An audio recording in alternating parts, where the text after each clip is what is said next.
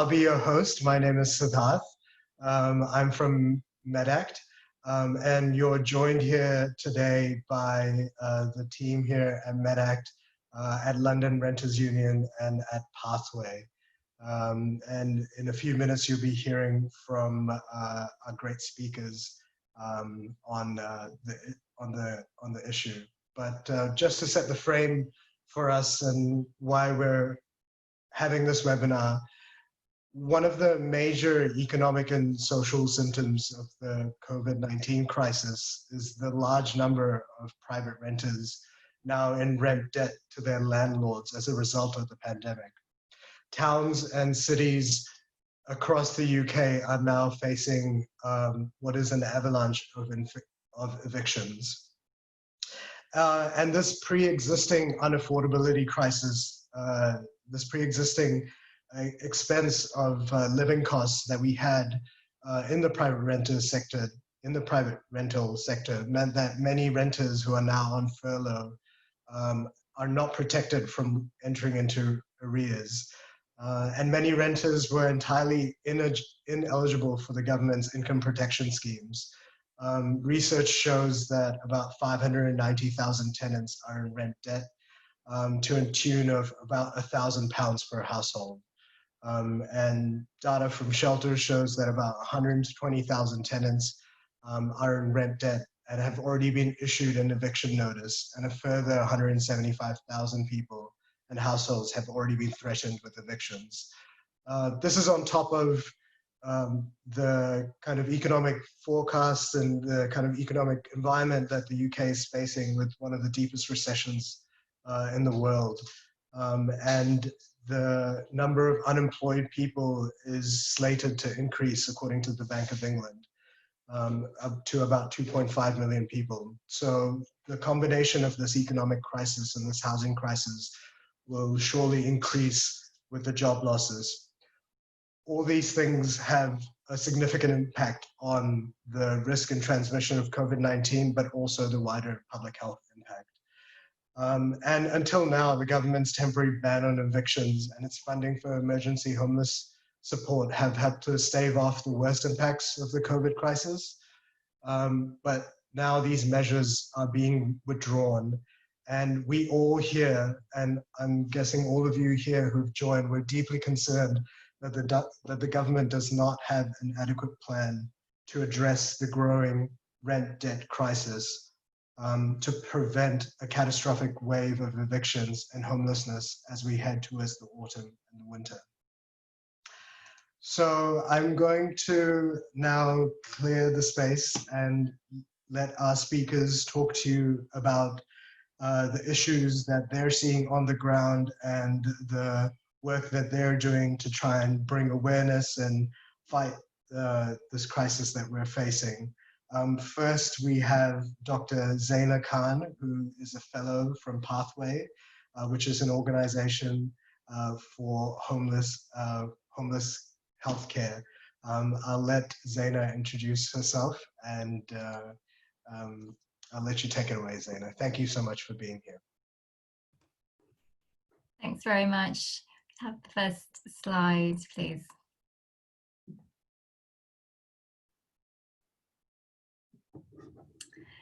Hello, thanks very much to Medact for inviting me to speak. I'm Zaina Khan. I'm a GP clinical lead for one of the Pathway teams in South London, and I also do research at UCL for the NIHR exploring interprofessional education, and as an education fellow at Pathway. Next slide, please.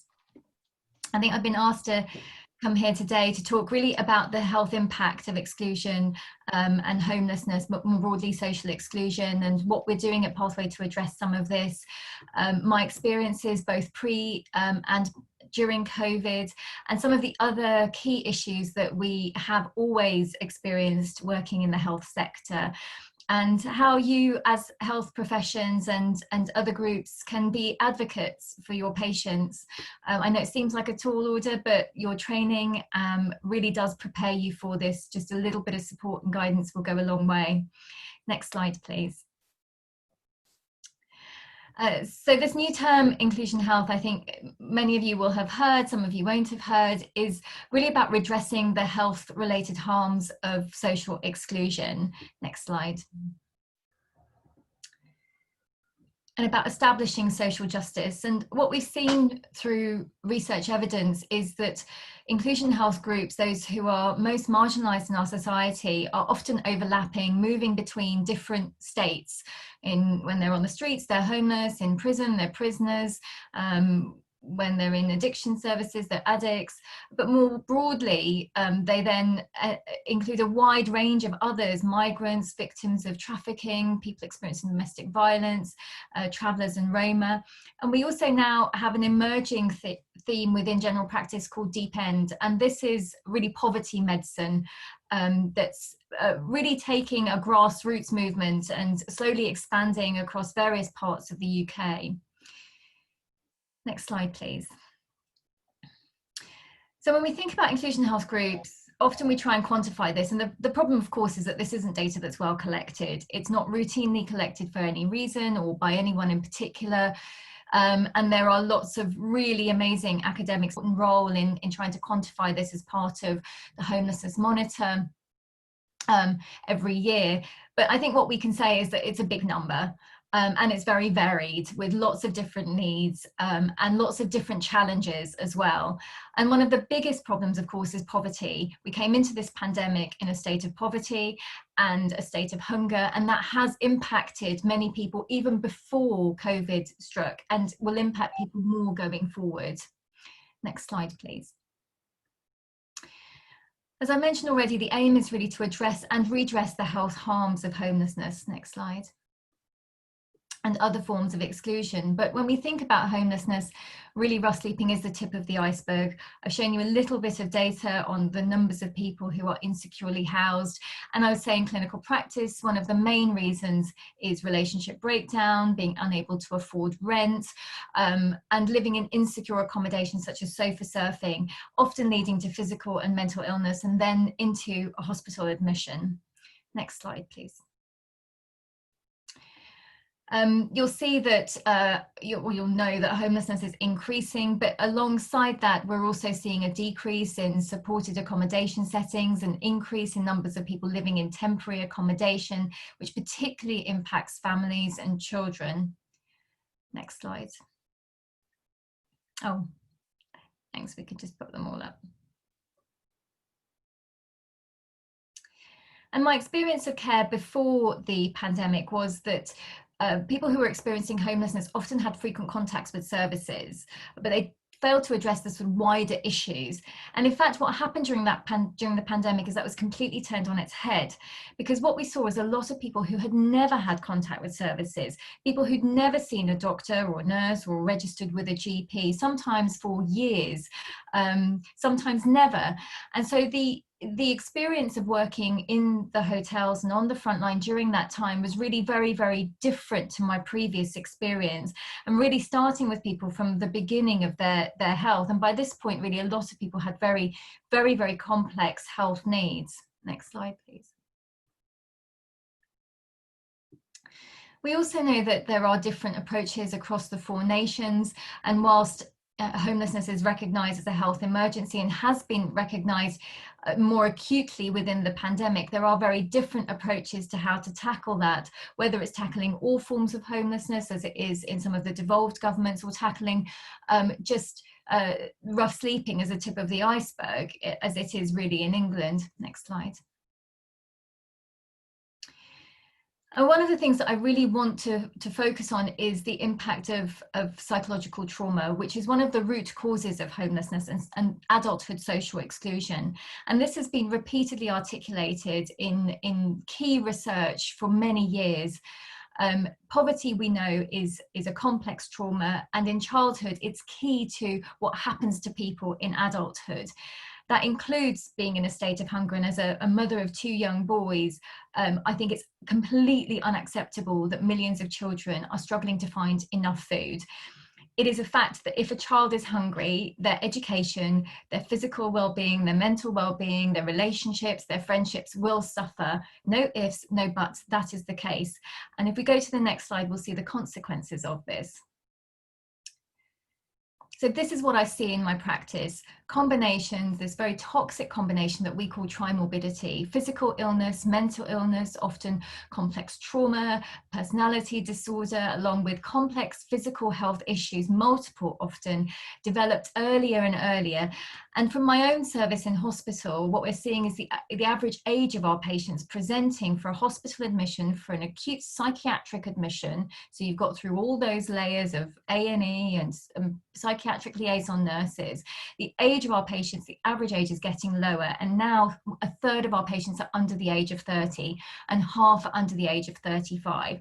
And really, I should not be seeing patients at this age. And it's a real marker of the fundamental problems that are leading to that, which are the upstream issues of complex trauma, then leading to downstream issues at a younger and younger age. Next slide, please. So this is data that was published in The Lancet, really, again, a very key paper that looked at standardized mortality rates amongst those most socially excluded. And what it showed is that if you're experiencing these worst forms of social exclusion, your risk of dying is considerably higher, incomparable to other groups within society. And actually, people were dying of common conditions. So health conditions like cancer, which were often diagnosed late, heart disease, lung disease, seizures. Next slide, please. And of course, what this results in is increasing hospital attendances. Next slide.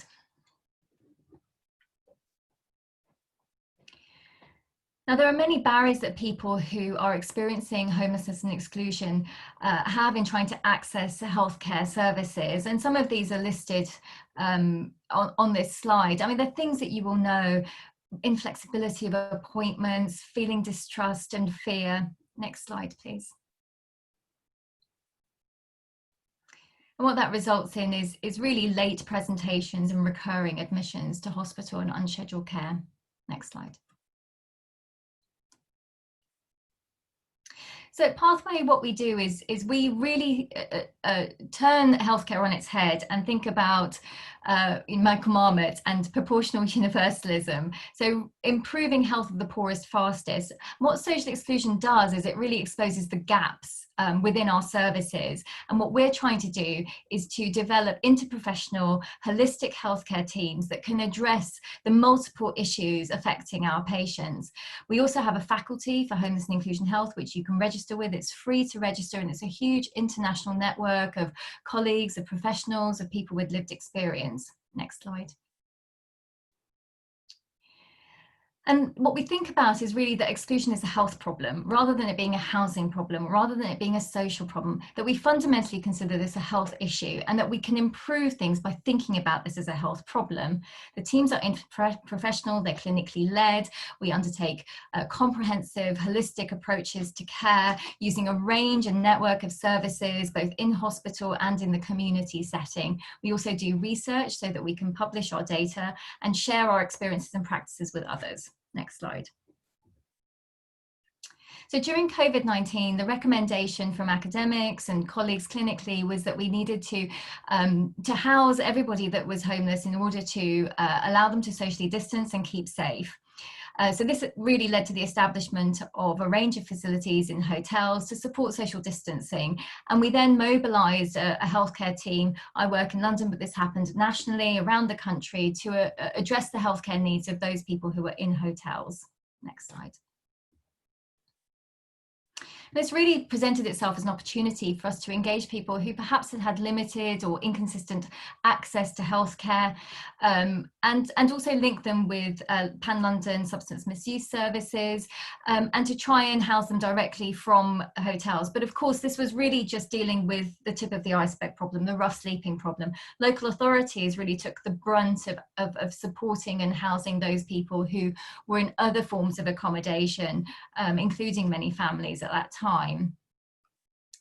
And one of the key points that I just wanted to make is that the registration of somebody with a GP was absolutely critical to identifying them as shielding. So if you're a GP registering somebody, that's where your data is then escalated to NHS England so that they know who needs shielding. So it's very important not just to register people, but also to identify if they're a shielding category, because that gives them, really, in my opinion, a fast track into accommodation that's appropriate and safe for their needs. And this is an issue in itself, the BAME issue, but really this was very exposing of the problems within social determinants of health and the complexities experienced by those people from BAME groups, including access to PPE and the structural discrimination that was linked to that, that's been articulated both in the research evidence and also by journalists. It also highlighted the issues of micro-trauma and the health risks of these groups, and why it's, again, a kind of issue that we need to explore in much more detail that I'm not doing justice here, but just to flag this up as a key element of social determinants of health and also of the structural issues that need addressing. Next slide. So the role of primary care was really key, both during the pandemic and before. But what I really saw was a kind of engagement of primary care in a way that I'd never seen it before. GPs who had no experience working in inclusion health, coming out of their practices, coming into hotels, supporting us with GP registration, identifying those that needed shielding, helping us with prescribing and with scripting. And many were also coordinating, helping us to coordinate services for the multiple complex needs. Next slide, please. But it's important to know that not all problems can be solved immediately. Reaching out and developing rapport with your patients, identifying those who need your help, going out to hostels and day centres, addressing the urgent issues, particularly under safeguarding and substance misuse, are key to being able to engage people within primary healthcare settings. Next slide. So very briefly, in terms of health and housing, you might have heard of something called the duty to refer, which was an act passed by Parliament as part of the, for a number of different public services, not just for healthcare. And what it does is it really increases the requirements of local authorities to assess and provide meaningful support to anybody who's homeless or at risk of homelessness in the next 56 days. Now, one of the things that you can do is make a duty to refer. Although it's a requirement for hospital trusts, you can do this from primary care and in fact from any setting. And I'd encourage you to do this because it's very straightforward and it's now mainly through an online portal called Jigsaw. You can also write a letter for housing. Now, this is something that lots of people feel very anxious about. And it's one of the main questions I get is, what will happen if I write a letter? And the answer is that it's expected. Nothing will happen to you, you know, unless you do something terrible, but certainly in 10 years almost nothing's happened to me. It's very helpful for housing to know what the health issues are and who needs shielding or rehousing or who's in inappropriate or dangerous accommodation. Remember, the children in particular are impacted by poor housing, their health, their development, particularly if they're very young, their ability to learn. And when people ask for a letter to support them with a housing application, please don't ask them for a charge for this. They're asking you because they're desperate and they're often destitute or they have very little money. And by paying you for a letter of housing support means they can't afford something else like food. Next slide, please. Next slide.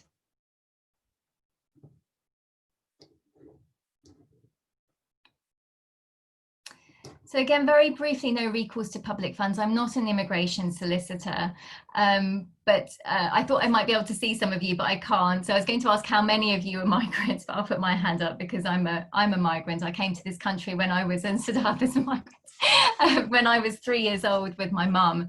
Now, what is no recourse to public funds? Well, it's something that's usually stamped in people's passports if they've come here on a working visa, but it can also apply to undocumented migrants, visa overstayers, people who are refused asylum, and also some EU citizens.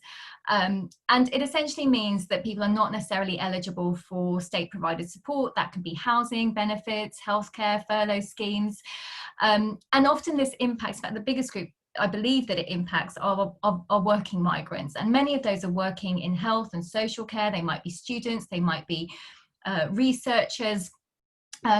And as I said, what tends to happen is the passport is stamped with no recourse to public funds, and that means that they need legal help to have that removed.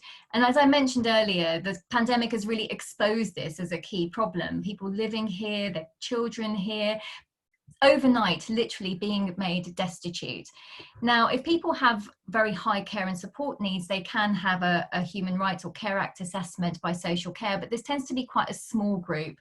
So it's really part of our responsibility, because of the potential health and social impacts on these groups, to advocate for them and to lobby for their rights and entitlements to be maintained. Next slide, please. And now this very choppy area of NHS charging, which is a real bee in my bonnet, because it has impacted my ability to effectively care for patients for many years. The evidence shows that NHS charging regulations cause harm. In my opinion, they are not designed at all to save the NHS money. That's a false claim. They cost a lot of money to administrate and are really designed to interrupt someone's immigration applications with an NHS charge standing against them. But what's important to remember is that primary care is free, irrespective of immigration. So anybody can register with a GP. You don't need to see ID, you don't need to have an address, and you don't need proof of that. Testing and treatment for COVID-19 is not chargeable. It's an infectious disease, and those are exempt. Now, non-urgent and emergency secondary care are sometimes chargeable, but we have to bear in mind that these are at the discretion of the clinician. And I think it's our responsibility to remember that we are health professionals and we are there to do no harm. And that's the oath that we took when we qualified medicine or qualified nursing or whichever specialty you work in.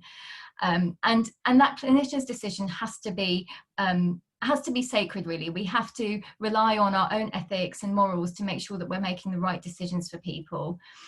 There is a link there to the charging regulations if you want to read it. It's very long and very confusing.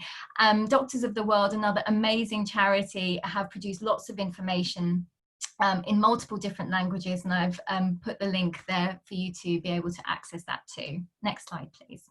I promise I'll finish soon. So key points, you can care for socially excluded groups. Every contact is an opportunity to intervene. Aim for a discharge from hospital to homelessness or other insecure accommodation to be a never event. It should be a never event, and there should be a retrospective of every occasion when that happens. There is some training, and I appreciate that really training within this field at undergraduate and postgraduate level is inconsistent, and it's one of the reasons that I'm researching the role of education and frontline staff. It's not an ideal situation at the moment, but there is free to access links and resources that are included in this presentation. Remember that not all problems can be solved at once, and really think about using your multidisciplinary team. Next slide, please. So things that you can do: register people who are experiencing homelessness or social exclusion. Think about how to make your organisations or your practice more flexible. Add an alert to notes. Write a letter of housing support, and ensure that people who are shielding are identified. We have existing homelessness templates on EMIS and System 1 for anyone who works in primary care. And work with your CCG to see if there's a need for an enhanced service for inclusion health groups or a directly enhanced service. We can train our students and trainees. Whilst inclusion health and social determinants of health is not well taught, we are all inclusion health GPs, inclusion health doctors, and we can train our students, we can train our trainees about health equity. There's nothing stopping us from doing that. So take the opportunity to do that, and I've included some training links at the end of this presentation. Thanks very much.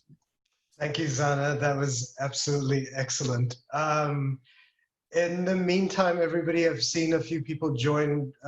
Please feel free to say hi in the chat and where you're from. That was really great, Zana. Next up, we have Daniel J. Carter, who's a research fellow from the Socio-Epidemiology School at the London School of Hygiene and Tropical Medicine, and also a Medact member, and he's going to speak about the the submission that he helped Medact put in to the Housing, Communities and Local Government Committee, and other things about population health and housing. Just before I pass it over to you, Daniel, if there are any tech issues, please message Medact at office@medact.org. I'll put a link in the chat, so just in case if you're having any connection issues. But I'll hand it over to you, Daniel. Thank you. Brilliant. Thanks very much, Sid. So hello from the borough of Camden in London. I think I'm going to be a little bit more abstract than perhaps the talks on either side, but that's okay. Theory is important too. So I'm Daniel. I'm a social epidemiologist based at the London School of Hygiene and Tropical Medicine, speaking on behalf of Medact. I'm also an LRU member. The role of social epidemiologists like myself is to specifically look at how inequities in social systems bring about inequities in health. And of course, some of those social inequities are poor housing, insecure housing, crowded housing, and not having housing. So of course, we're talking here about how insecure housing, owing to a long history of systemically racist and classist policies, ties into and intersects with the inequities experienced by minoritized people.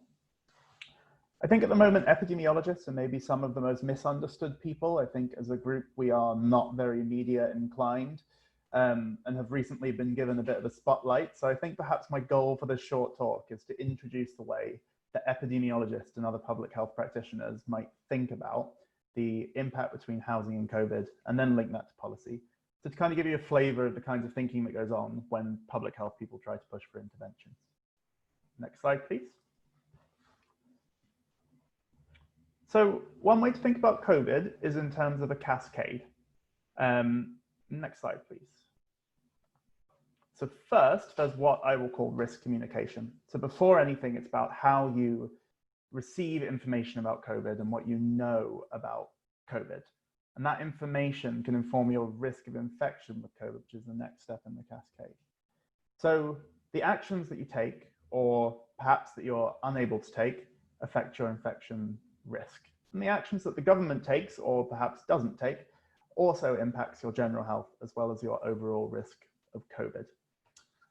It's extremely difficult with COVID, I think, to sift out what is good advice and what is not. So people who are most vulnerable may not have internet at home, may not easily access government messaging, especially where such messaging is unclear. There are language barriers in communication of COVID-19 risk and even cultural barriers. And understanding what support is available is likely to become more acute as people start to get separated from their communities through continued social distancing. Next slide.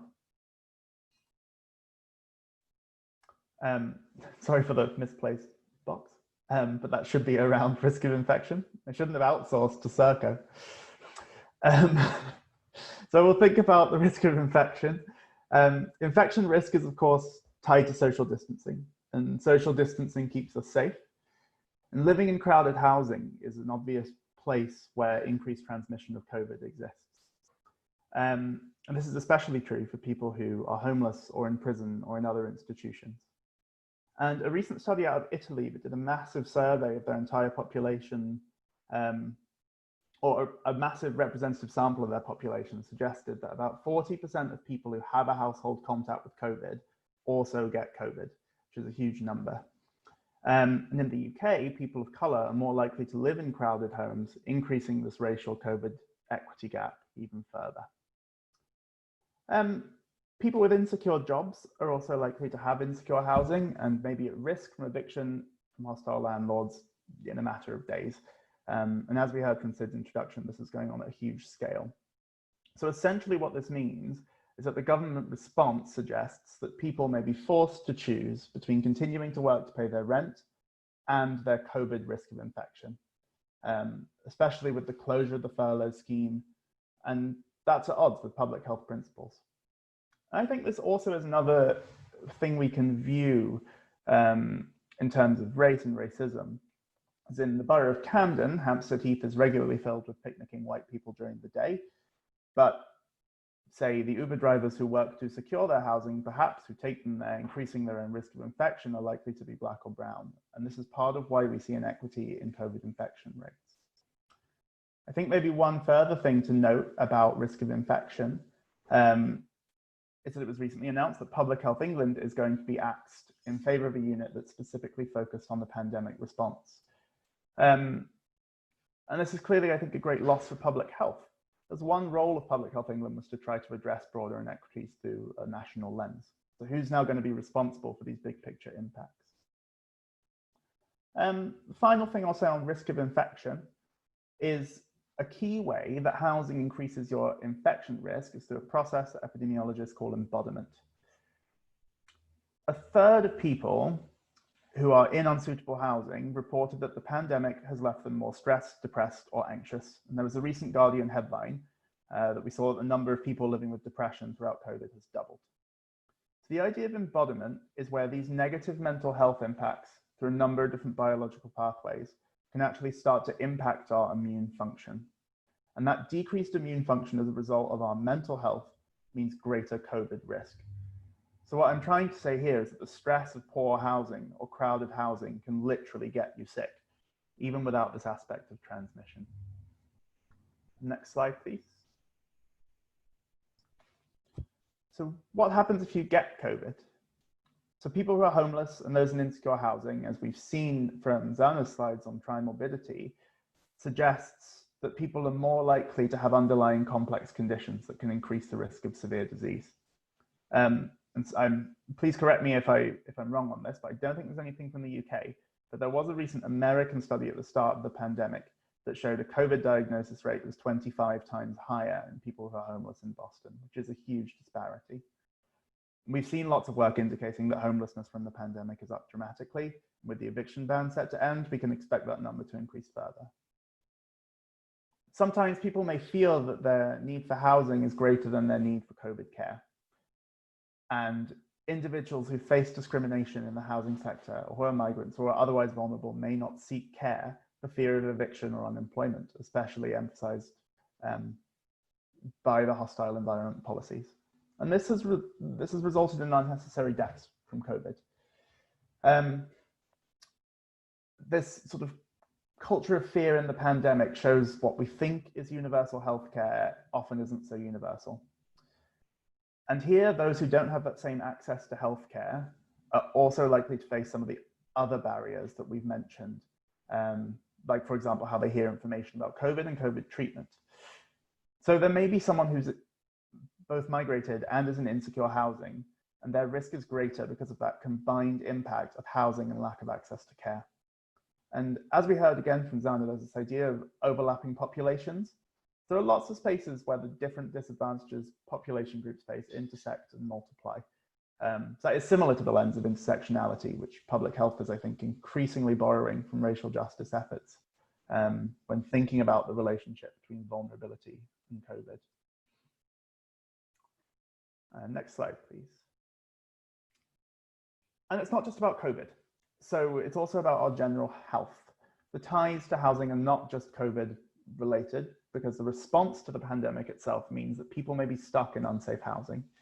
And that's not just physical health from things like mold or lack of access to green space, but can also be because people's homes aren't safe from intimate partner violence, for example. Poor housing is also associated with general worse mental and physical health.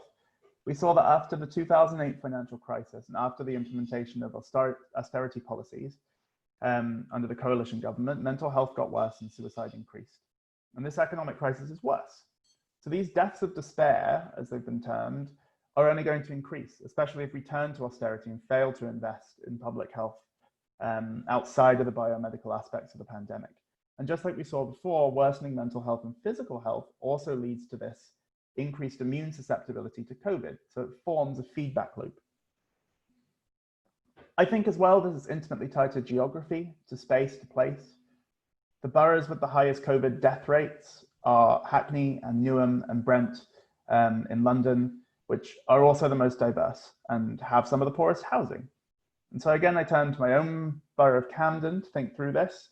More gentrified areas of Camden have a different COVID risk to the social housing in the borough, which in turn offers really different risk to the established wealthy areas like in Hampstead. So it's not a surprise that we see health inequities as a result of these social inequities. And I think maybe we're in a space where some epidemiologists are moving beyond this idea of social determinants of health as sort of risk factors, and starting to think in the systems way about socio-political systems and thinking about changing those systems. Because poor housing is a cause of poor health, but we have to ask what's behind poor housing. What is the cause of the cause? Next slide, please. So that brings us to mitigation. What are we to do? And I think part of an epidemiologist's job is to try to translate these sorts of high-level conceptual thinking into action, or maybe praxis, if you're so inclined to the term. And I think, speaking frankly, as I'm sure all of us on this webinar agree, and most epidemiologists will agree, is that government actions so far have largely not been helpful. The pandemic has been mishandled on a number of fronts, and it's really challenging to envision a positive outcome to the crisis. So what can we do to at least mitigate some of the damage? And the first thing we can do is imminently extend the eviction ban long term. If that's not done, we can expect a wave of homelessness, which is egregious for more reasons than just COVID, but is definitely a contributor to a second wave if the first one went away. An immediate rent freeze will go a long way to providing support to the large chunk of people who are unable to pay rent at this time. Would decrease the insecurity that's faced by renters and allow people to feel more safe applying social distancing measures and seeking care, with less fear of unemployment and less overall impact on mental health. Other things we could do are providing a guarantee that energy providers won't cut off service. Many EU countries have done this. Working with local authorities to make immediate improvements to social housing, and providing financial support and advocating for financial support for organizations who work with vulnerable groups like Pathway. We should also maybe consider universal one-time payments that aren't tied to employment status as a form of COVID support, and we could even consider providing housing to people experiencing homelessness. We should allow ourselves that radical option, because all the epidemiological considerations that I've spoken to point to those as solutions. I think there's, of course, an interaction with other policies here. So consider schools reopening. From the standpoint of epidemiology, we know that opening schools is in some way likely to increase transmission. Even if some epidemiologists will say it's safe, it's not really safe, safer. But we risk a generation of educational inequity if children can't study or can't learn at home, which is of course tied to poor housing. So there's no clear decisions here, but it is clear that again and again, it's the same people who bear the brunt of housing inequities divided along these lines of age, class, gender, and race. So extending the eviction ban and freezing rent and other similar measures are not only going to help stop the spread of COVID, but also positively impact on health in general to try to help us through what is challenging. Lockdown is challenging. And a truly healthy society is one where you don't have to risk your well-being to pay your landlord's bills.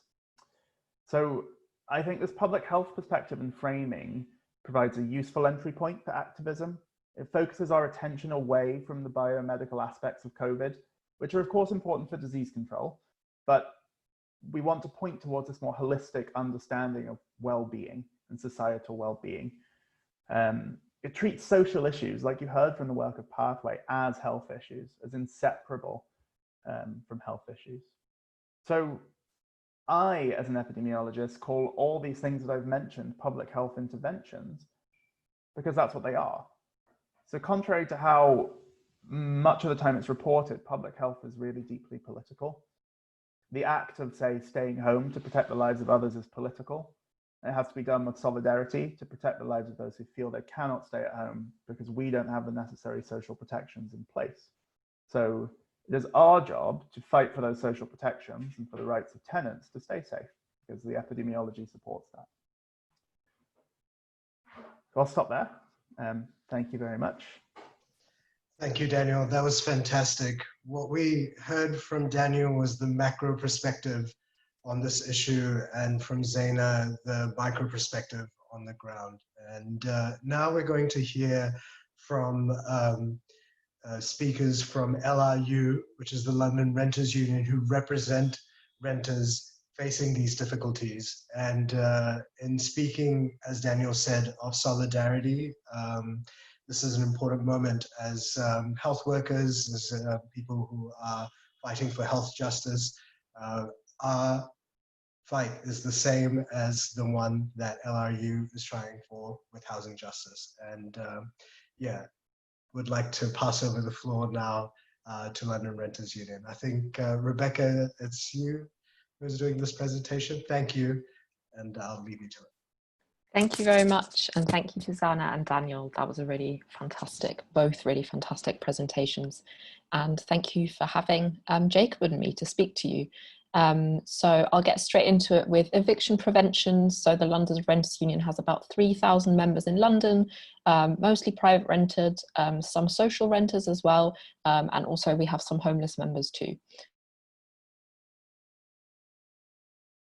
Been focusing particularly on eviction resistance as the eviction ban is about to lift, and I'm in our member solidarity group, which calls people regularly, usually once a week, sometimes twice a week. People who've requested help will receive a call. We've been getting more and more calls from people either going through, being threatened with illegal eviction already, or saying that their landlord has issued them with an eviction notice. So we've been delivering this training to tenants, and I hope you all find it useful too. Next slide, please.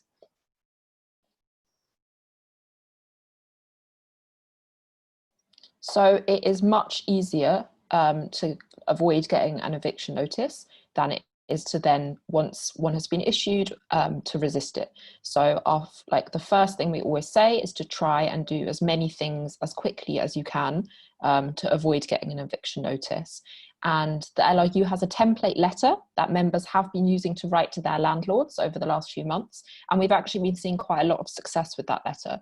And that has sometimes meant rent reductions temporarily. That has sometimes meant people having debt forgiveness if they've built up arrears.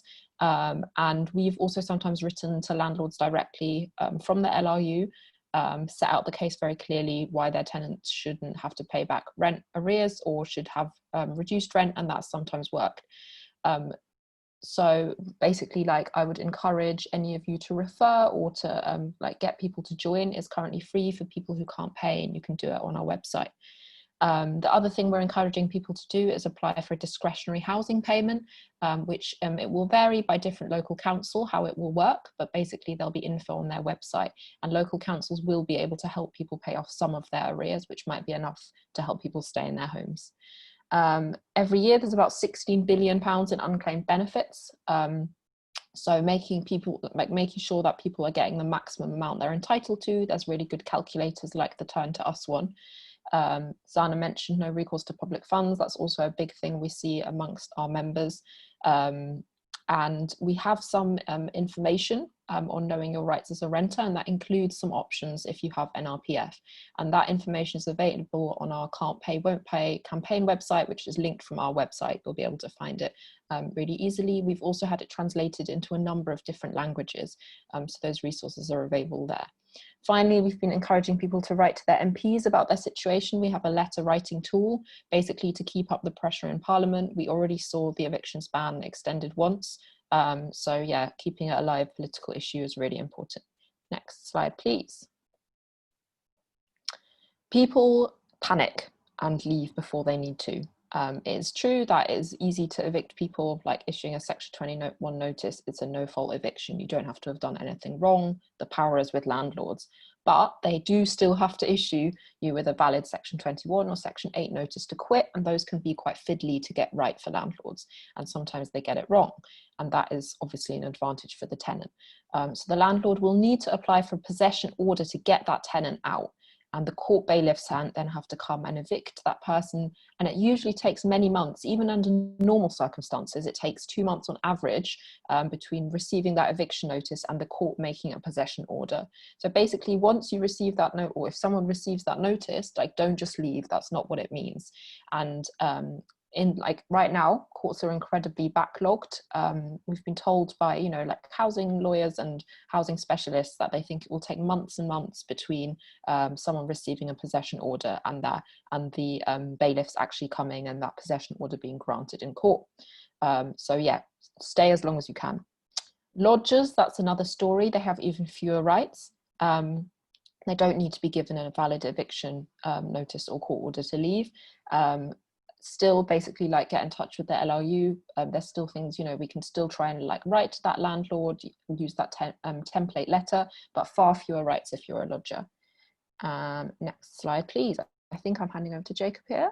Let's see. Yeah, so I'm going to hand over to Jacob to talk a bit more about Section 21 and Section 8 notices. Great, thanks so much, Rebecca. Hi, everyone. So I'm going to speak briefly about some of the kind of nitty-gritty of the legal rights around Section 21 and Section 8. I realise people are taking in quite a lot of information, so we're going to try and keep it to kind of key things to remember, but do ask questions if anything is unclear, please. So Section 21, this is actually a little graphic from the End Section 21 coalition, which the London Renters Union built with another couple of organisations, which led to the government in the Queen's speech a year ago promising to scrap no-fault evictions, which is the Section 21 clause. What this clause means is that since 1989, tenants can be evicted as long as the landlord ticks all the boxes. You don't have to have been antisocial, you don't have to have unpaid rent or anything like this. I know I say this, it may seem basic to some people, but I think a lot of people who aren't in or haven't been in the private rented sector for quite a while perhaps forget or don't know how kind of few our rights are in this regard. Can you go to the next slide, please? Great, thanks. So Section 21 is delivered on a Form 6A. It's often given 2 months before the end of a fixed term. So if a tenant has a 12-month contract, it might be given 10 months in. Sometimes now, some of our members are handed the eviction notice at the same time that they are given their tenancy for it to end at the end of the tenancy. That's not uncommon, really. We also have Section 8, which is when there is some grounds for eviction, for example, rent arrears. So Section 8, although not generally used because it takes a little bit longer than Section 21, we imagine is going to be used a lot in these coming months because of the huge amount of COVID rent arrears that have built up because of the government's failure to freeze rents, basically. Generally, it's 2 months notice, but at the moment, it's 3 up until, I think, only September, to be honest, at the moment. Correct me if I'm wrong. Let's move on. Great. So the first way that you can get around a Section 21 is the most common, which is that the landlords have just mucked it up, which really does happen quite a lot. We've got a very atomized housing sector here, lots of landlords with 1 or 2 properties who don't really know the law very well, which generally is quite an issue for tenants in terms of getting stuff done, but sometimes can work in our favor. So the notice period not being long enough, the names being wrong, the address being wrong. Just on the comment there on the side, you can give a Section 21 with more than 2 months notice for it to end at the end of a tenancy, in which case it is valid. There's a number of defences that we have and that we use, things that we've won as renters over the last 15 years or so, let's say. A key one is the deposit protection scheme, which came in 2007. Anyone who has an assured short hold tenancy, so not, as Rebecca was saying earlier, lodgers and some property guardians, etc., but or debatably, anyone who has an assured short hold tenancy should have a deposit, if there is one, in a deposit protection scheme. If it's not in that, the landlord is not acting legally as a landlord and therefore can't use the legal tools at a landlord's disposal, such as a Section 21, so it's not valid. However, what they can do is not put it in a protection scheme and then give it back to you just at the last minute. So it's not much of a security in a sense. Another reason might be licenses. Anyone who lives in a house of multiple occupation, which is probably lots of people in the more kind of marginalized end of the sector, so more than 3 people in a house in different households, or if you live in an area that has mandatory licensing, for example, Newham or many other boroughs where every single house has to be licensed. If you don't have a license, again, you don't have the right to issue a Section 21. Some key things to remember here, and I recognize that, you know, as health professionals, perhaps you will also want to be sending people on to those with kind of well-developed housing knowledge. But certainly, I think these things are good things to look out for if you either meet people doing frontline work, or you yourselves are renters, as I'm sure many of you are. An energy performance certificate now has to be given to you before you get a Section 21. The government's How to Rent Guide, in fact, the most up-to-date version at the time of the beginning of your tenancy, which lots of landlords get confused by, or a gas safety certificate. Yeah, let's move on. So some less common reasons, and I will just whiz through this. If you've complained to the council, for example, many of our members who have disrepair issues and make a formal complaint to the council, if the council follows that up with an improvement notice, mandating the landlord to do some work, then for 6 months you're protected. Landlords' anger, we find, often can last a bit longer than 6 months of being forced to do things. So again, not a huge security, but it's there. Unlawful fees or deposits, as was mentioned, the first 4 months of the tenancy. Again, the fixed term not having ended, so you can't give it in the middle of a fixed term. Unfortunately, often a fixed term for a private renter nowadays is a standard 6 months. But if it is 12 months and it's given halfway through, then that's not going to be valid. Yeah, and as mentioned, the electrical safety certificate, which is different to the electrical performance certificate. Attention to detail. Let's go on, and I can't remember if there's more on this, or in fact I'm handing back over to Rebecca. So yeah, hope that stuff on the legal rights around it were clear, but there is plenty on our website, and we've got some renters' rights guides which we'll make sure are shared as well. Thanks, Jacob. I'll just talk quickly about illegal evictions. We're seeing them happening a lot, usually about 2 a week at the moment. And yeah, it's just landlords harassing tenants to the point of the tenant leaving. But only a court bailiff can legally actually remove people from their home after that valid notice has been issued. So if any of the things that Jacob was describing are wrong, you know, all of those kind of minor details, then it's illegal. And yeah, if someone's leaving their home because they feel so unsafe, because, you know, the landlord is bombarding them with messages, or like coming by when they're not expecting them, and all of those kind of things, that is an illegal eviction. And you'll want to gather as much evidence as you can in as many ways as possible. That could include recording, you know, the landlord's threats, or screenshotting conversations from the landlord. If it's safe, taking photos of them when they, you know, turn up at 2 a.m, making sure that people around you are aware of what's going on so that they can support you, and making sure that there's a picture of your tenancy agreement on your phone in case you are illegally evicted and don't have access to the physical copy. Next slide, please. Is that another one? Yes. So this one is about what happens if there's an illegal eviction in terms of the police. So we've been finding that it is tricky. So obviously the police are institutionally racist, so that comes into it.